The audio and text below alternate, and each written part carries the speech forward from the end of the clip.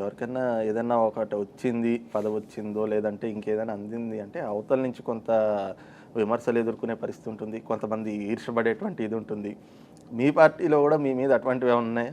ఇప్పుడు లేదండి. By God's grace నన్ను ఆ విషయంలోని మా పార్టీ వాళ్ళందరూ కూడా యాక్సెప్ట్ చేస్తారు.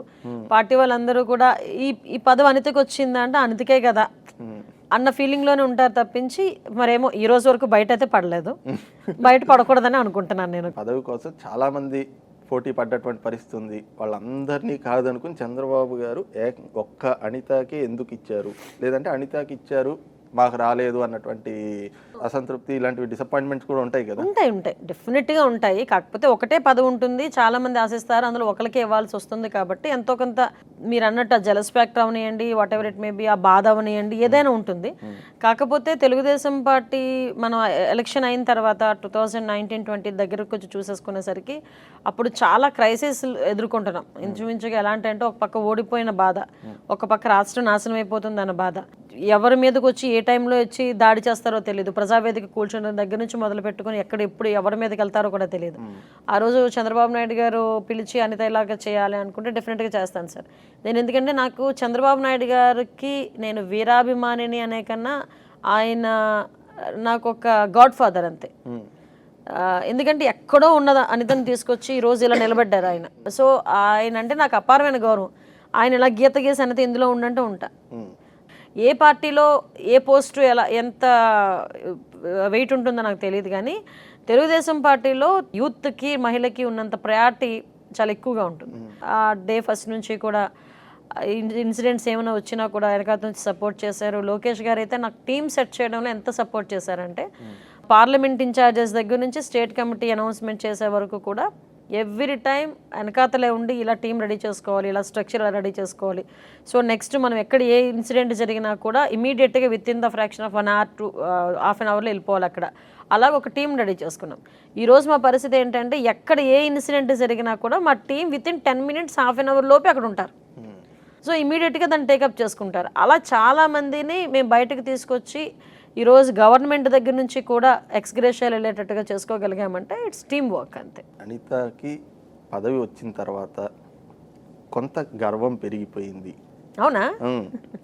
ఇంకొకటి తనకి తానే గొప్ప అన్నటువంటి ఫీలింగ్ లో బిహేవ్ చేస్తారు. ఇటువంటి విమర్శలు వచ్చాయి. మీ దాకా వచ్చే ఎప్పుడైనా మీరు విన్నారా? దేవుడి దేవాలు నా వరకు రాలేదు కూడా. సో మీ వరకు వచ్చినాయి అంటున్నారు కాబట్టి ఏమో నాకైతే ఇప్పుడు నా దరిదాపుల్లోకి ఈగో రానివ్వను, నేను నా దరిదాపుల్లోకి గర్వం రానివ్వను. ఆ రెండు నా దగ్గరికి వచ్చినాయి అంటే కనుక అది డౌన్ఫాల్కే సంకేతం తప్పించి అది ఎదుగుదలకైతే కాదు. ఇది ప్రగాఢంగా నమ్మే వ్యక్తిని నేను.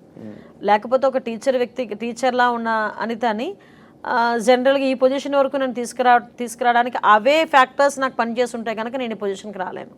నేను ఎమ్మెల్యే కూడా చేసి వచ్చాను, ఎమ్మెల్యే చేశాను, లెజిస్లేటివ్ ఎస్సీ కమిటీ చైర్మన్ చేశాను, at the same time Commonwealth women పార్లమెంట్కి వన్ ఆఫ్ ద మెంబర్ని. సో ఇప్పుడు కూడా నాకు అవి నా దరిదాపుల్లో కూడా రానివ్వలేదు. నా పక్కన కూడా ట్యాగ్ లైన్ కూడా ఇప్పుడు నేను పెట్టుకోలేదు అలాంటివి కూడా. ఇంకోటి ముఖ్యంగా తెలుగుదేశం పార్టీలో మహిళలు కీలక భూమిక పోషిస్తూ ఉంటారు. ఎగ్జాక్ట్లీ.